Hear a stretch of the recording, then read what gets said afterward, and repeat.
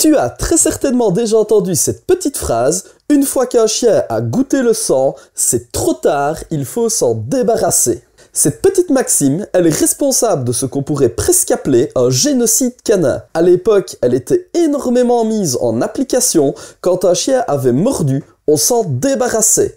Euthanasie sans discuter. Aujourd'hui encore, il y a énormément de personnes qui pensent qu'un chien qui a mordu sera dangereux toute sa vie. Et croyez-moi ou non, il existe encore des vétérinaires qui affirment qu'il faut se débarrasser du chien une fois qu'il a goûté le sang. Aujourd'hui, on va analyser cette petite phrase qui a mené à des milliers d'euthanasies. Est-elle vraie ou fausse? Et si ces milliers de chiens euthanasiés étaient morts pour rien? On décrypte tout ça juste après le générique. Un problème de comportement avec ton chien? Il n'écoute pas? Je m'appelle Grégory et je suis comportementaliste canin. Ma spécialité, les chiens difficiles. Ma méthode fonctionne là où les autres méthodes ont échoué. Arrête de subir les mauvais comportements de ton chien et commence dès à présent le travail sur laméthodegreg.com. Et avec ma méthode en ligne, finis les problèmes de comportement. Cette croyance vient du Moyen-Âge. Les chiens étaient principalement utilisés pour garder les troupeaux. Lorsqu'un chien commençait à s'attaquer au bétail et qu'il tue un mouton, par exemple, on ne s'embêtait pas à le rééduquer, par manque de connaissances, de temps, et surtout parce que la valeur sentimentale d'un animal à l'époque n'était pas la même que maintenant. Aujourd'hui, on aime nos animaux, et on veut pouvoir les garder à nos côtés, quoi qu'il arrive. Au Moyen-Âge, on considérait que le chien qui avait attaqué une fois un animal de troupeau et goûter son sang allait recommencer. Par précaution, pour éviter les pertes de bétail, on préférait abattre le chien et le remplacer par un autre. Maintenant que le Moyen-Âge est relativement loin derrière nous, on sait que cette histoire du goût du sang est complètement fausse. Un chien qui a goûté le sang ne va pas se mettre à tuer tout ce qui bouge sans raison. D'ailleurs, pour la petite anecdote, beaucoup de chiens sont nourris à la viande crue. Ici à l'élevage, on pratique le raw feeding, donc ils sont vraiment à la viande crue, ce qui permet d'éliminer certaines allergies ou intolérances alimentaires. Et beaucoup de chiens ont déjà volé un morceau de viande crue, donc saignant. Si ça suffisait à les rendre super agressifs, ça se saurait. Un chien qui a volé un steak saignant sur la table pendant qu'on cuisine ne va pas se mettre à manger toute la famille parce qu'il a goûté le sang, c'est de la pure fiction. Mais comme dans toutes les petites maximes, il y a bien souvent une part de vérité. Si on parle du goût du sang à proprement parler, on a vu que c'était complètement faux. Mais qu'en est-il de l'agression ? Si je reprends mon chien du Moyen-Âge qui a attaqué et grignoté un mouton, il aura effectivement tendance à recommencer. Pourquoi ? Parce que tout comportement non traité va toujours s'aggraver. Si le chien commence à attaquer les moutons et qu'aucune rééducation est faite, il en cartonnera d'autres, mais rien à voir avec le goût de leur sang.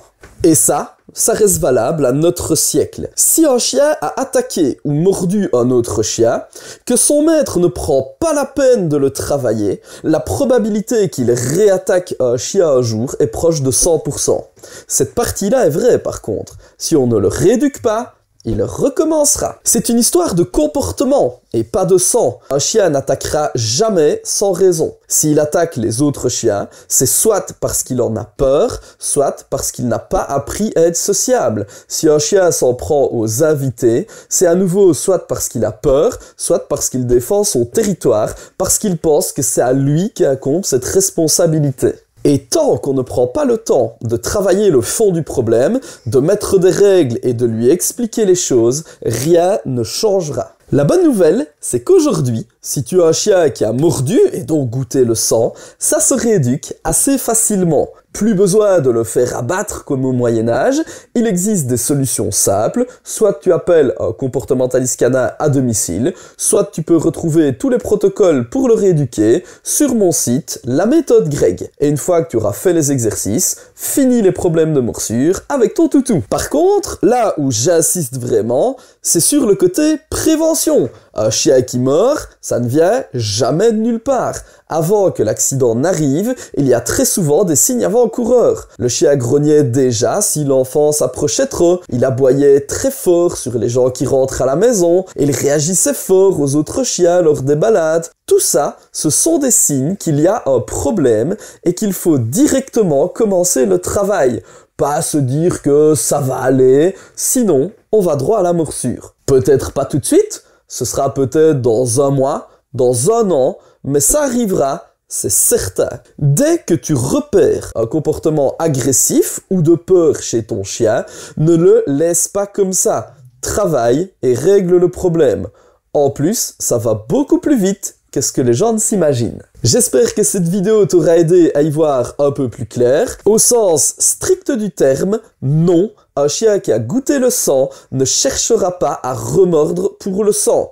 Mais un chien qui a mordu finira très certainement par mordre à nouveau si on ne fait pas un travail de rééducation avec lui. Contrairement au Moyen-Âge, là où on liquidait le chien par faute de connaissances et de rééducation, aujourd'hui cet adage est complètement dépassé. Un chien, ça se rééduque. Et quand on sait que 50% des abandons en refuge sont causés par des problèmes de comportement, faire un peu de prévention peut aider à faire diminuer ce chiffre. N'hésite pas à partager cette vidéo à ton entourage, tu sauveras peut-être la vie d'un toutou en rétablissant la vérité. Je te dis à dimanche prochain pour une autre vidéo sur l'éducation canine. Qu'est-ce que tu dis, Lika? La plupart des gens qui regardent nos vidéos ne sont pas encore abonnés à la chaîne? Bah allez, abonne-toi!